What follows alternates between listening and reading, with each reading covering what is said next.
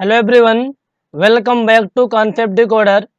Estimation and costing का ये lecture number 4 होगा। हम चैप्टर 1 पढ़ रहे थे, introduction and procedure of estimate, जिसके अब तक के लेक्चर 3 अपलोड हो चुके हैं। आप चैनल पे इसकी प्लेलिस्ट बनी हुई है एस्टिमेशन एंड कॉस्टिंग करके, उस प्लेलिस्ट में आप जा कर के ऑल लेक्चर को विजिट कर सकते हैं। Lecture 1, lecture 2, lecture 3 already upload हो चुके हैं। ये लेक्चर नंबर 4 है। इस पर हम एक नया टॉपिक डिस्कस करेंगे। लेक्चर 3 में हम डिस्कस किए थे कि टाइप्स ऑफ एस्टिमेट, दो टाइप के एस्टिमेट को हम डिटेल में डिस्कस किए हैं। रफ कास्ट एस्टिमेट के दो टाइप होते हैं, plinth area rate estimate and cube rate estimate.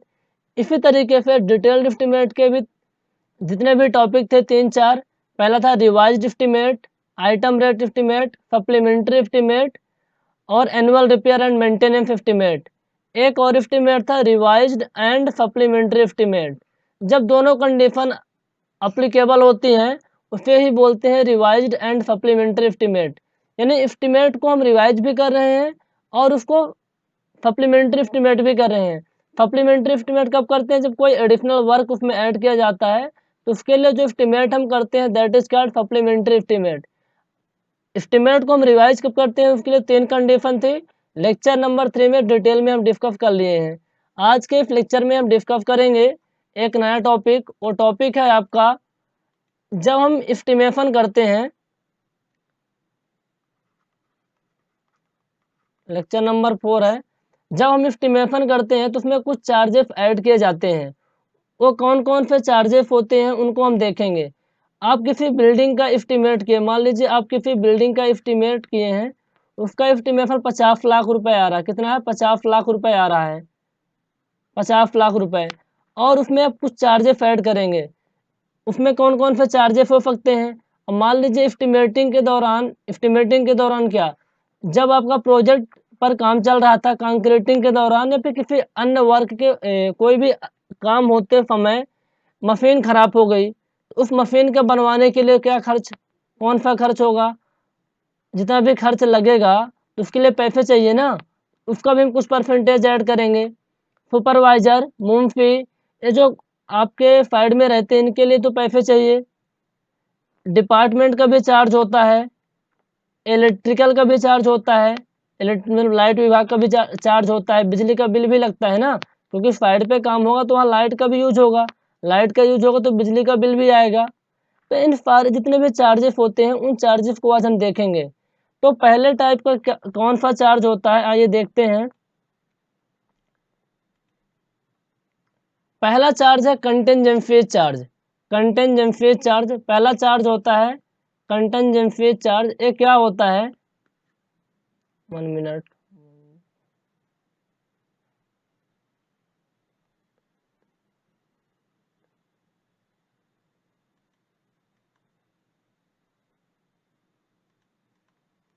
पहले टाइप का चार्ज है कंटिजेंसी चार्ज।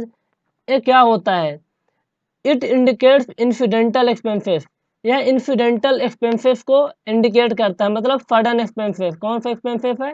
सडन, जो अचानक से लग जाता है, जिसमें पता भी नहीं रहता कि लगेगा कि नहीं लगेगा। Which can not be classified under any distinct item. जब हम एस्टिमेट करते हैं तो सभी आइटम को कंसिडर करते हैं, लेकिन जो कंटिजेंसीज चार्ज होता है किसी आइटम में ऐड नहीं होता। ये सडन एक्सपेंसिव होता है, मतलब अचानक से लगने वाला खर्चा। अब मान लीजिए कंक्रीटिंग हो रही थी, कंक्रीटिंग के दौरान मशीन खराब हो गई, तो उस मशीन को आप बनवाओगे तो उसके लिए भी पैसा लगेगा। तो इंसिडेंटल एक्सपेंसिव होते हैं जो अचानक से लगते हैं। वो 3 से 5% होता है एस्टिमेटेड कॉस्ट का। आपकी एस्टिमेटेड कॉस्ट मान लीजिए 50 लाख रुपए आई है, तो 50 लाख का 3 से 5% हम प्रोवाइड करते हैं कंटेंजेंसीज के रूप में, सडन एक्सपेंसेस के लिए। जो सडनली लगने वाले खर्च हैं उनके लिए 3 से 5% एस्टिमेटेड कॉस्ट का प्रोवाइड करते हैं। ये पहले टाइप का एस्टिमेट था। अगला एस्टिमेट है, अगले टाइप का जो चार्जेस है, work charge establishment. Work charge establishment ये क्या होता है? आइए इसको देखते हैं। वर्क चार्ज इस्टेब्लिशमेंट एक किस टाइप का चार्ज होता है, इसको देखिए। 1 मिनट। जब आपका किसी बिल्डिंग का कंस्ट्रक्शन हो रहा होगा, या फिर during the construction of a building और एनी प्रोजेक्ट, किसी भी बिल्डिंग के कंस्ट्रक्शन के दौरान या फिर किसी भी प्रोजेक्ट का जब काम चल रहा था उस दौरान, a certain number of work supervisor, चौकीदार, मेट्स, मुंफीज आर रिक्वायर्ड। सिंपल सी बात है, साइड में काम होगा तो सुपरवाइजर की जरूरत पड़ेगी, चौकीदार की जरूरत पड़ेगी देखभाल के लिए, मेट्स चाहिए, मुंफी भी चाहिए। तो इनके लिए भी तो सैलरी देनी पड़ेगी, ये फ्री में तो काम करेंगे नहीं आपके साइड में, इनको भी सैलरी देनी पड़ेगी ना। इनके लिए कुछ पैसा ऐड किया जाता है इस्टीमेशन में, वो होता है 1.5 से 2% इस्टीमेटेड कास्ट का। यानी इस्टीमेटेड कास्ट में एग्जाम्पल लेके चल रहा हूँ, 50 लाख रुपए है तो 50 लाख का 1.5 से 2% हम किसके लिए, सुपरवाइजर, चौकीदार, मेट्स, मुंफीज, इन सभी के लिए प्रोवाइड करते हैं। तो मैं पहले ही लैंग्वेज को लिख दिया हूँ, आप इनको देख के अपना नोट्स भी बना सकते हैं, इसमें कोई इशू नहीं है।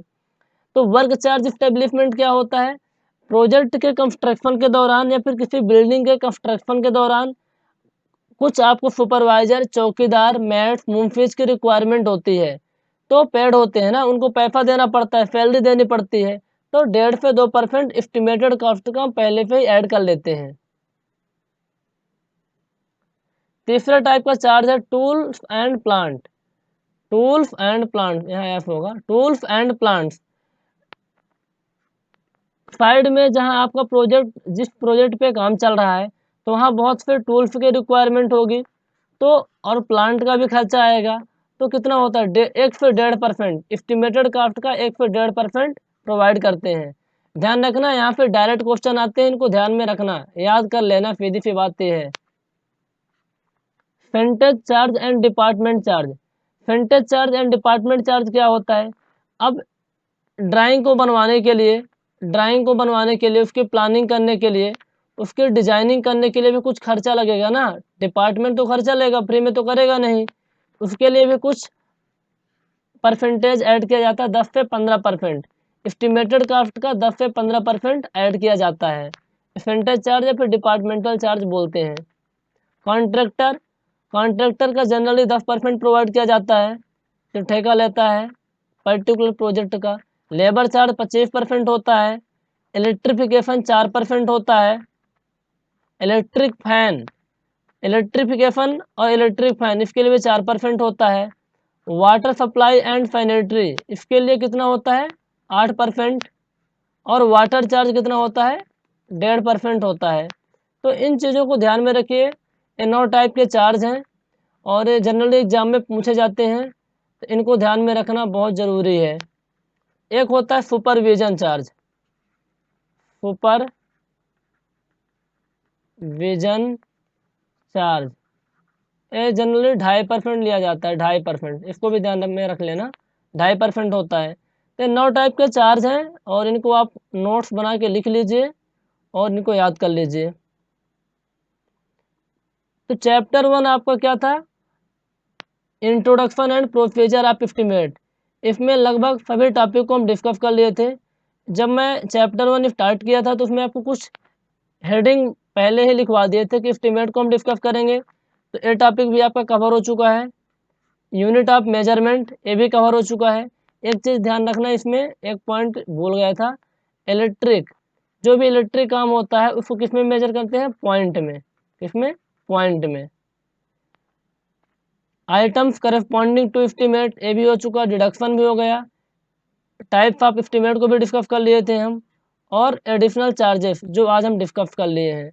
अब इस पर्टिकुलर चैप्टर से जितने भी क्वेश्चन पूछे गए हैं उन सभी क्वेश्चन को आज हम देखेंगे, कौन कौन से क्वेश्चन आए हुए हैं और आगे भी किस तरीके के क्वेश्चन एग्जाम में आ सकते हैं। तो कंटिन्यू कीजिए इस वीडियो को।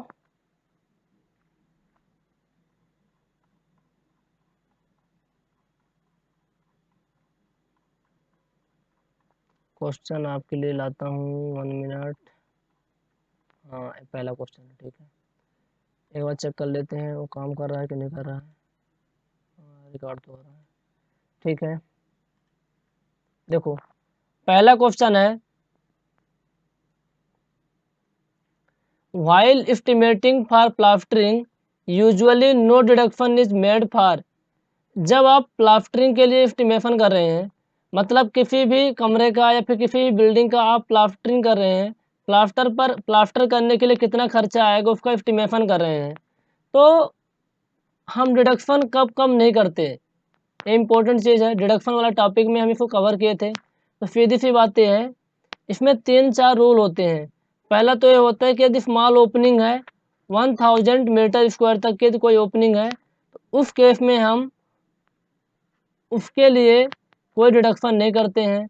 यदि इंड्स ऑफ बीम है, पोस्ट बीम बीम है या फिर कोई परलिम्स है या फिर कोई राफ्टर जो दीवार पे है, 500 सेंटीमीटर स्क्वायर तक के लिए होता है ना, 500 सेंटीमीटर स्क्वायर और 1000 सेंटीमीटर स्क्वायर है, ध्यान रखना सेंटीमीटर में है, तो उस केस में भी हम डिडक्शन नहीं करते।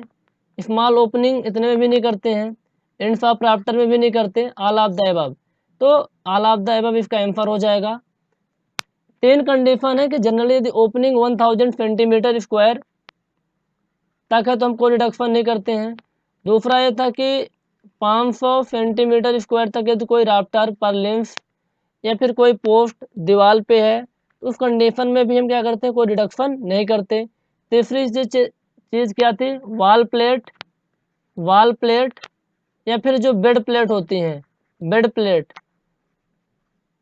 जनरली यहाँ प्लास्टर तो नहीं किया जाता, ये बहुत स्मॉल ओपनिंग होती है, बहुत ही स्मॉल एरिया इसकी रहती है, इसलिए इसका डिडक्शन हम नहीं करते हैं। वॉल प्लेट या बेड प्लेट कहीं लगी हुई है, उस स्थान पर प्लास्टर तो नहीं होगा लेकिन इसकी एरिया बहुत कम होती है, इसका भी हम डिडक्शन नहीं करते हैं। तो पहले क्वेश्चन का जवाब आपको मिल गया है। 1 feet cube water is equal to, 1 feet cube में कितना वाटर आएगा, 1 फीट क्यूब में कितना वाटर आएगा। 1 मिनट में क्वेश्चन को थोड़ा सा स्पेस तो है, चलो ठीक है हो जाएगा। 1 feet cube water is equal to, 1 feet cube में वाटर लीटर में कितना आएगा, सिंपल सी बात है। तो आप ये बताओ, एक फीट में एक फीट में कितने मीटर होते हैं, 3.28 मीटर होता है, और 1 मीटर क्यूब में कितने लीटर होते हैं, 1000 लीटर होता है। तो 1 मीटर में कितना फीट हो जाएगा, 3.28 फीट हो जाएगा। 1 मीटर क्यूब में कितना हो जाएगा, इसका भी हम क्यूब कर देंगे तो कितना आएगा, इसका क्यूब करेंगे तो कितना आएगा, ये आपका आ जाएगा, इसको जब फॉलो करेंगे तो 0.00283 मीटर क्यूब इतना आ जाएगा। अब 1 मीटर क्यूब में 1000 लीटर होते हैं, तो इस मीटर क्यूब को आप लीटर में कन्वर्ट कीजिए तो 28.3 लीटर आ जाएगा। इसका आंसर हो जाएगा 28.3 लीटर। ऑप्शन नंबर बी इसका करेक्ट आंसर होगा। आपको समझ में आना चाहिए कि एक फिट में कितने होते हैं, 3.28 मीटर होता है, और 1 मीटर क्यूब में 1000 लीटर होते हैं, तो 1 मीटर में कितना फिट हो जाएगा, 1/3.28 फीट। तो 1 मीटर क्यूब में कितने फिट क्यूब होंगे, इसको आप निकाल लिए। 1 मिनट, ये क्वेश्चन थोड़ा सा रॉन्ग हो रहा है, इसको आप अच्छे से समझिए।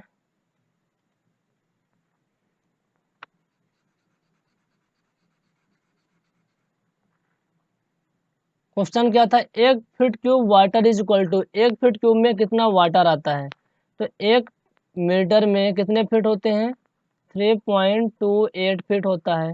तो 1 फीट में कितना हो जाएगा, 1/3.28 मीटर। तो 1 फीट क्यूब में कितना हो जाएगा, 1.3828 मीटर का क्यूब कर देंगे, ये आ जाएगा 0.00283 मीटर क्यूब आ जाता है। अब 1 मीटर क्यूब में कितना वाटर होता है, 1000 लीटर होता है। तो आप यहाँ पास 1 मीटर क्यूब की जगह में 1000 का मल्टीप्लाई करेंगे तो ये आ जाएगा 28.3 litre.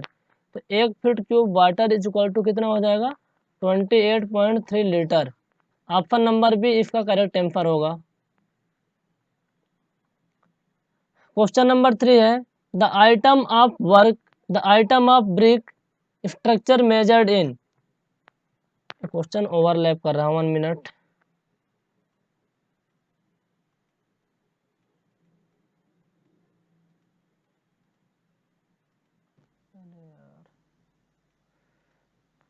The item of brick structure measured in, तो ब्रिक स्ट्रक्चर का जो आइटम होता है वो किस में मेजर किया जाता है? फिर the item of brick structure measured in metre square.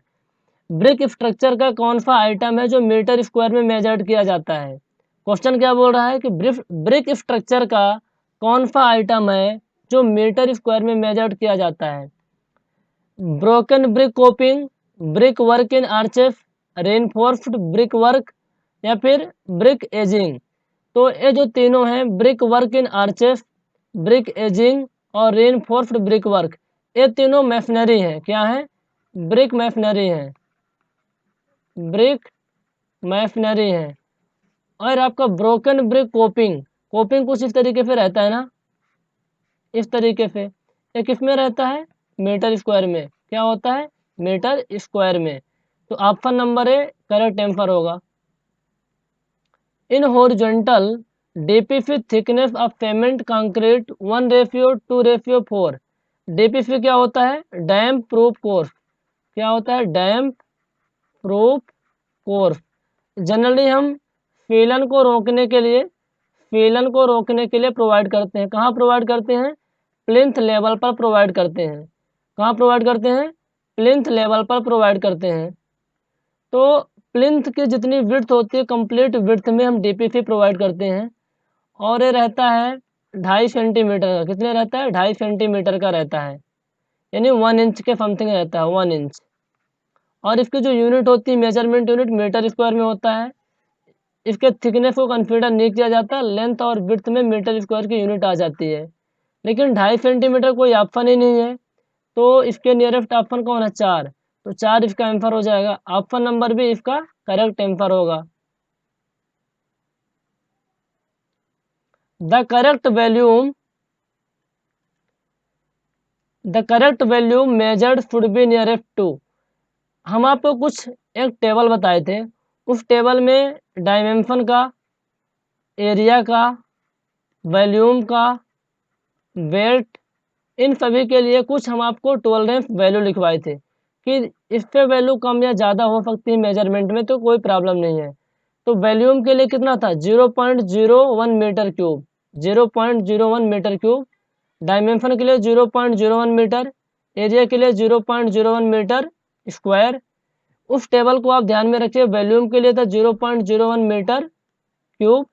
उस टेबल को हम आपको एक बार और रिव्यू करवा सकते हैं इस लेक्चर के लास्ट में, या फिर आप जिस लेक्चर में इसको हम डिस्कस किए वहाँ पे भी इसको आप एक बार देख लीजिए, बन जाएगा।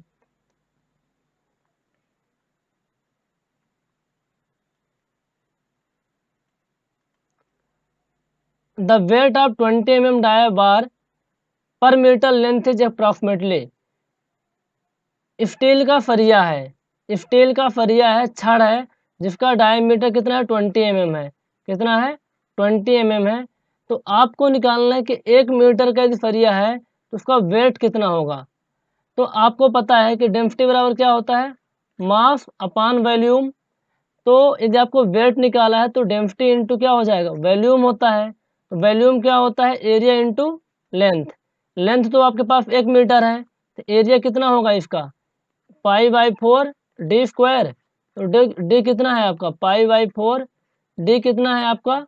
20 mm, 20 mm। इसको फॉलो कीजिए, कितना आ रहा है? हम भी फॉलो कर रहे हैं इसको। आपका ये आएगा लगभग 314.16 mm²। ये इतना आता है। क्या है? एरिया है। अब इस एरिया को आप mm² को आप मीटर में कन्वर्ट कीजिए, तो कितना हो जाएगा? 31416 mm² में है तो 10⁻³ मीटर स्क्वायर आ जाएगा। आई होप आपको दिख नहीं रहा होगा। यहाँ देखिए, मैं एरिया को नीचे करके लिखता हूँ। एरिया आपकी आ जाएगी 314.16 mm²। एरिया भी आ गई। वॉल्यूम कितना हो जाएगा? Area into length. तो एरिया कितनी है? 314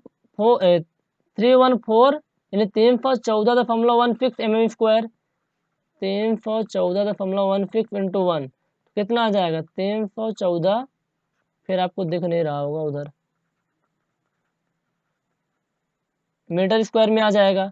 अब क्या होता है, डेंसिटी बराबर क्या होता है, वेट आपको निकालना है ना, तो वेट बराबर कितना होगा, डेंसिटी इंटू वॉल्यूम। तो डेंसिटी कितना होता है, जो आपका स्टील होता है उसकी डेंसिटी कितनी होती है, 7850 किलोग्राम पर मीटर क्यूब। ध्यान में रखना भैया इसको, 7850 किलोग्राम पर मीटर क्यूब। तो इस पे आप मल्टीप्लाई कीजिए 314.16 और आपका कितना था 10⁻³ मीटर का स्क्वायर इंटू 7850। इस पे जब आप करेंगे तो आपका एम्फर आएगा लगभग 2.466 kg, यानी ऑप्शन नंबर है इसका करेक्ट एम्फर होगा। बहुत ही आसान है, इस क्वेश्चन को आप दोबारा से करिए, वीडियो को पॉज करके बन जाएगा। इस क्वेश्चन को हम दोबारा से कर लेते हैं। डायमीटर हमारे पास था 20 mm और लेंथ उसकी कितनी थी 1 मीटर। उस छड़ का हमें वेट बताना है। तो डेंसिटी ऑफ स्टील कितना होता है, डेंसिटी स्टील का होता है 7850 किलोग्राम पर मीटर क्यूब होता है। वेट आपको निकालना है, तो वेट बराबर कितना होता है, डेंसिटी इंटू वॉल्यूम होता है। तो वॉल्यूम बराबर कितना होता है, एरिया इंटू लेंथ। एरिया क्या हो जाएगा, एरिया ऑफ रॉड क्या हो जाएगा, एरिया ऑफ रॉड हो जाएगा π/4 डी स्क्वायर। तो π/4 डी कितना है आपका 20 mm। इसको आप स्क्वायर कीजिए, इसका आंसर आएगा लगभग 314.16 mm²। mm को आप किस में कन्वर्ट कर देंगे, मीटर में, तो कितना हो जाएगा 314.16 10⁻³ मीटर स्क्वायर। आप क्या करेंगे, आपके पास क्या आ गया, एरिया भी आ गई। तो वॉल्यूम कितना हो जाएगा, एरिया इंटू लेंथ। तो लेंथ कितनी है आपकी 1 मीटर, तो 1 से मल्टीप्लाई करेंगे तो इतना ही आएगा 314.16 डिवाइडेड 3 दूनी 6 हो जाएगा, दरअसल इतना मीटर क्यूब में आ जाएगा। अब डेंसिटी कितनी होती है, डेंसिटी वेट बराबर क्या होता है, डेंसिटी इंटू वॉल्यूम। वॉल्यूम आपके पास इतना है, डेंसिटी कितनी है 7850। 7850 पे आप मल्टीप्लाई करेंगे तो वैल्यू आएगी इसके निकल के आपके पास 2.466 kg, ऑलमोस्ट 2.47 kg के आसपास आ रही है। यही आपका आंसर होगा।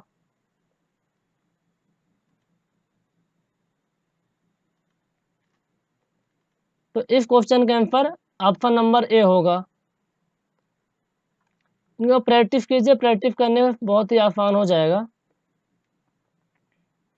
Find the full number of feet required if the size of room and plywood sheet. आपको कमरे की साइज दी हुई है, कमरे की साइज क्या है आपके पास, find the full number of feet required if the size of room and plywood sheet. देखो कमरे की साइज है 35.99 मीटर स्क्वायर और जो प्लाईवुड है 3.45 इंटू 2.22 मीटर रिस्पेक्टिवली। मतलब आपके पास हमें फीट निकालना है कि कितने नंबर ऑफ फीट की रिक्वायरमेंट होगी उस पर्टिकुलर कमरे के लिए, जिसका एरिया कितना दिया हुआ है 35.99 metre square.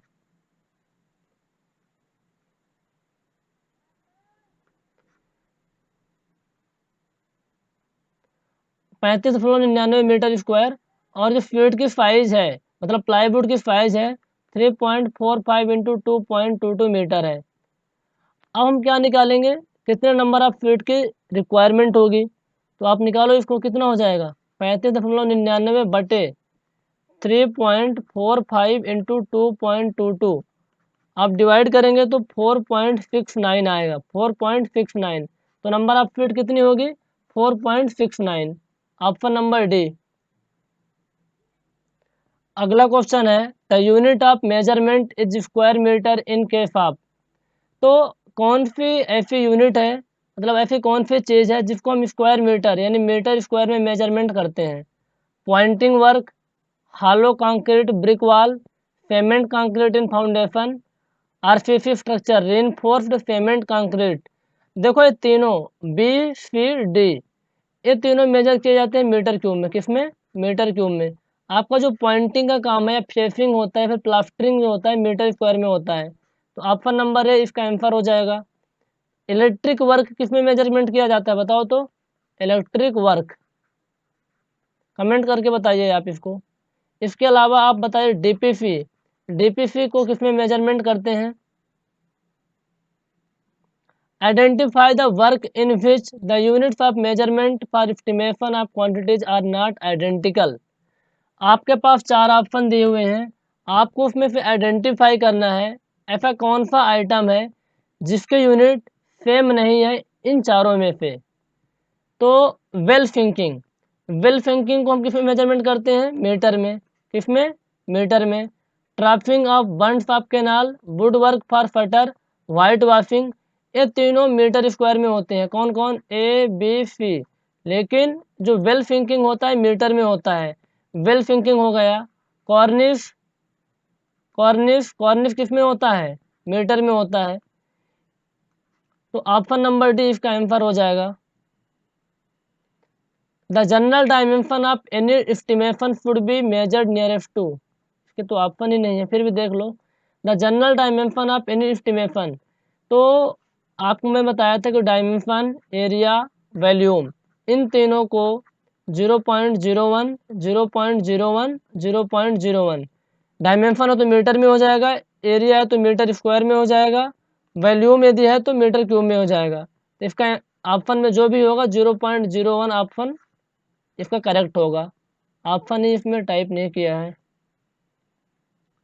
Question number 11, unit of measurement for payment of door and window. आप डोर के लिए या फिर विंडो के लिए कोई काम करवाते हैं तो उसका जो पेमेंट करेंगे, भुगतान जो भी करेंगे आप, तो वो किस यूनिट में करेंगे? वो होगा आपका किस यूनिट में? मीटर स्क्वायर में। किस में होगा? मीटर स्क्वायर में।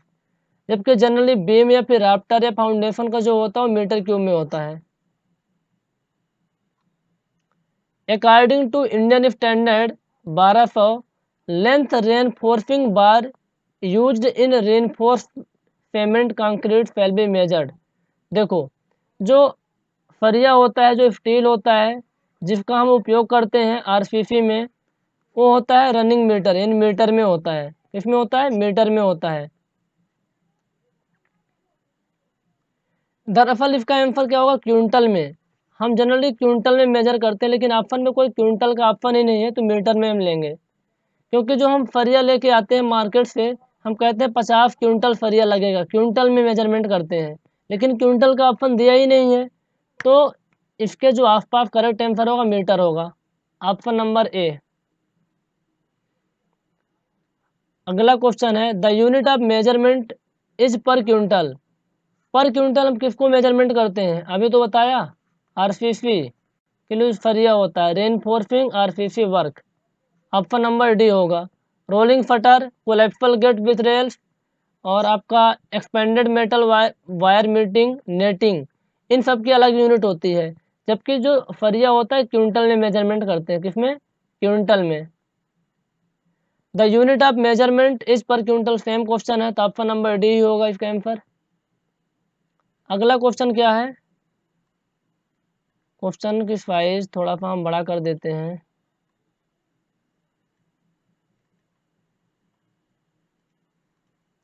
Pick up the incorrect statement from the following.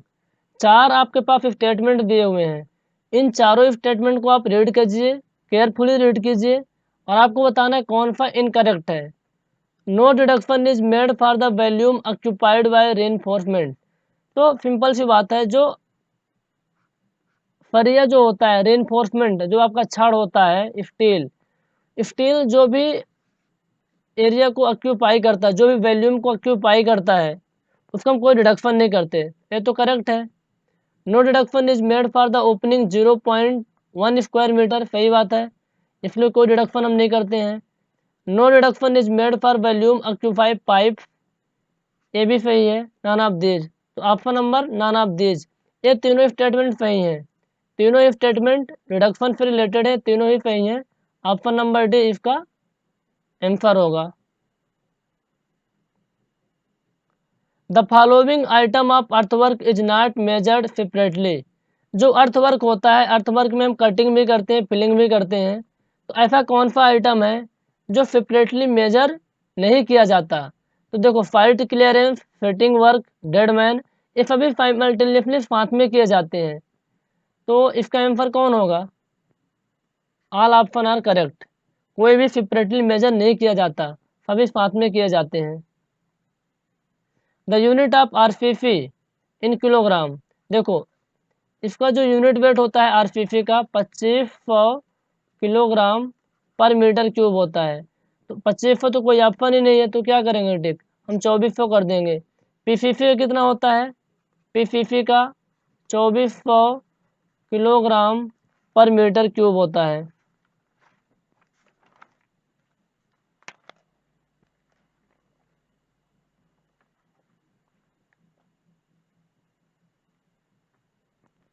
PCC का 2400 किलोग्राम पर मीटर क्यूब होता है, जबकि आरसीसी का 2500 किलोग्राम पर मीटर क्यूब होता है। While estimating for plastering, usually no deduction is made for end of beam, small opening, end of rafter, all option of the above। Question repeat हुआ है। Answer number D इसका answer होगा, option number D. The brick work is measured in square metre in case of, same question repeat हो रहे हैं। The weight of 10 mm diameter mild steel rod per metre length is equal to, आप same लगा लेना, जो 20 mm diameter वाला question था उसी के जैसे सेम क्वेश्चन है, आप कर लेंगे इसको। Accuracy in the measurement of the thickness of the slab और sectional dimension of column and beam. देखो, जो टॉलरेंस वाली टेबल मैंने आपको लिखाई थी, तो थिकनेस ऑफ स्लैब की जब बात आई थी, तो कितना टॉलरेंस अलाउ रहता है? 0.5 सेंटीमीटर का, 0.5 सेंटीमीटर का अलाउ रहता है। उस टेबल को आप एक बार विजिट कीजिए, क्योंकि बार बार क्वेश्चन वहीं से आते हैं। तो थिकनेस ऑफ स्लैब यदि आप मेजरमेंट कर रहे हैं, या फिर सेक्शनल डायमेंशन ऑफ कॉलम या फिर बीम का मेजरमेंट कर रहे हैं, तो 0.5 सेंटीमीटर का टॉलरेंस अलाउ रहता है। What is the unit of measuring Cornish? Cornish क्या होता है भैया बताओ? कॉर्निश कुछ नहीं है, जो वॉल का टॉप, मतलब वॉल का जो टॉप लेवल होता है ना, वॉल का जो टॉप लेवल होता है, उसके प्रोटेक्शन के लिए या फिर ऑर्नामेंटल पर्पज के लिए हम कुछ सजावट के रूप में कर देते हैं। ऑर्नामेंटल का उसको मतलब दीवार का जो टॉप लेवल होता है, उसके प्रोटेक्शन के लिए या फिर अच्छा थोड़ा सा दिखे ऑर्नामेंट पर्पज के लिए कुछ हम डिजाइनिंग वगैरह बना देते हैं। वो होता है रनिंग मीटर में। किस में होता है? रनिंग मीटर में। In the total estimated cost of a building the cost of electrification, ये कितना होता है? अभी इलेक्ट्रिफिकेशन के लिए मैंने देखा था, उसमें कितना था?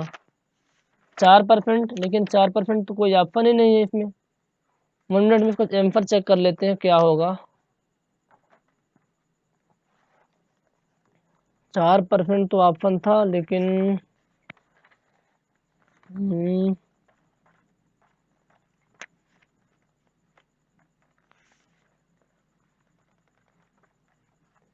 4% नहीं तो 5% हो जाएगा। ऑप्शन नंबर भी इसका आंसर होगा, क्योंकि 4% ही प्रोवाइड करते हैं इलेक्ट्रिफिकेशन के लिए। चाहे इलेक्ट्रिफिकेशन की बात हो या फिर इलेक्ट्रिक फैन के लिए, दोनों के लिए 4% ही प्रोवाइड करते हैं। For supply line in is measured इन, जो सप्लाई लाइन होता है वो किसमें मेजर किया जाता है? क्विंटल में। किसमें? क्विंटल में। और revise estimate, 1 minute, supply line quintal में होता है, जबकि सीमेंट किस में होती है? बैग में होती है। और एक बोरी में कितना सीमेंट होता है? 50 किलोग्राम। और revise estimate is prepared if the sanctioned estimate exceeds. देखो, रिवाइज एस्टिमेट कब प्रिपेयर किया जाता है? यदि सैंक्शनड एस्टिमेट एक्सीड कर रहा है 5% से ज़्यादा। जो ओरिजिनल आपका एस्टिमेट था, यानी सैंक्शनड एस्टिमेट था, वो 5% से ज़्यादा एक्सीड कर रहा है, उसका इसमें हम क्या करते हैं? रिवाइज करते हैं। किसी पर्टिकुलर वर्क पर होता तो 10% होता, लेकिन यहाँ पर लिखा है revise estimate is prepared if the sanctioned estimate exceeds. तो किसी पर्टिकुलर वर्क का नाम नहीं लिखा, इसलिए 5% होगा। In a detail estimate the provision for contingencies. Contingencies क्या होता है? जो सडनली चार्जेस आपको लगते हैं, अभी एक्सप्लेन किए हैं, मतलब सडन एक्सपेंसेस के लिए अचानक से लगने वाले खर्चे जो किसी आइटम में ऐड नहीं किए जाते, 3 से 5% होता है। For rectangular opening deduction is made, कोई रेक्टेंगुलर ओपनिंग है तो उसकी डिडक्शन हम कैसे करते हैं, लेंथ, विड्थ और उसकी हाइट। ऑप्शन नंबर ए इसका आंसर हो जाएगा। Generally the provision for supervision, supervision के लिए कितना प्रोविजन रखा जाता है, सुपरविजन के लिए 5 से 10%, 5 से 10% एस्टिमेटेड कॉस्ट का 5 से 10% प्रोवाइड किया जाता है, किसके लिए, सुपरविजन पर्पज के लिए।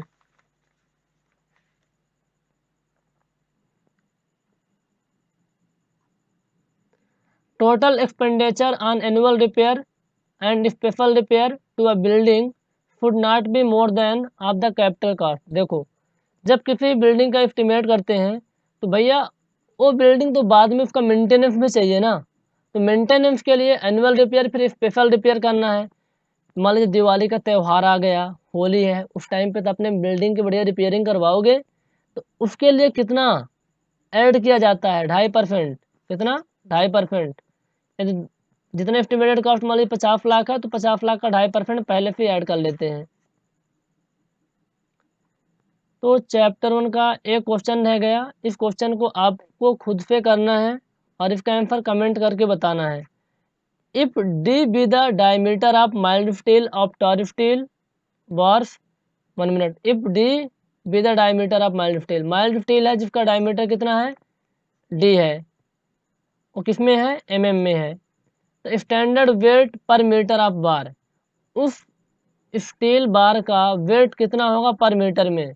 इस क्वेश्चन को आपको खुद से करना है, यदि नहीं बनता तो आप कमेंट करके बताएंगे, इसका सॉल्यूशन आपको मिल जाएगा। इसको ट्राई कीजिए, बहुत ही आसान है। क्या है, बहुत ही आसान है, खुद से करिए।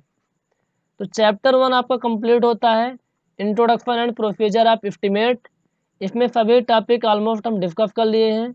इस चैप्टर से यदि आपको कोई भी क्वेश्चन नहीं बनता तो आप क्या कर सकते हैं, इस नंबर पर आप भेज दीजिए, उसका सॉल्यूशन आपको मिल जाएगा। इसके अलावा जो क्वेश्चन छूट गए होंगे इस लेक्चर में, कंसिडर नहीं किए गए हैं, आने वाले अपकमिंग लेक्चर में उनको हम करवा देंगे। अगला चैप्टर है आपका रेट एनालिसिस, उसको हम कल फिर डिस्कस करते हैं। तो गाइज आपको वीडियो कैसा लगा, आप अपना रिव्यू आप कमेंट करके बताएं कि वीडियो में क्या सुधार करने की ज़रूरत है, आपको वीडियो कैसा लगा। यदि वीडियो आपको अच्छा लगा हो तो लाइक कीजिए, यदि वीडियो आपको पसंद नहीं आया तो आप डिसलाइक कीजिए। लेकिन डिसलाइक आप क्यों किए हैं, इसका रीज़न आपको कमेंट बॉक्स में बताना है, ताकि आने वाले वीडियो पर हम उसको इम्प्रूव कर सकें और आपके लिए लेक्चर काफ़ी बेनिफिशियल बन सके। Thank you watching for this video.